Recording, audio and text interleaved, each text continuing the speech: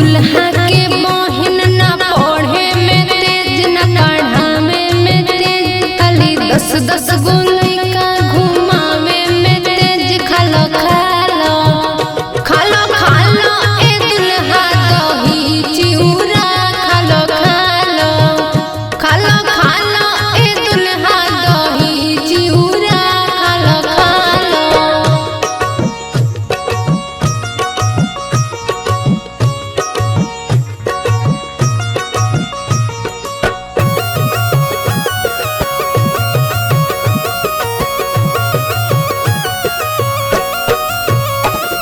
अठन्नी चवन्नी डबल पैसा, तोहरा माई के ऊपर कूदल भैसा। खालो खालो खैबा की औरी तारी सुनबो।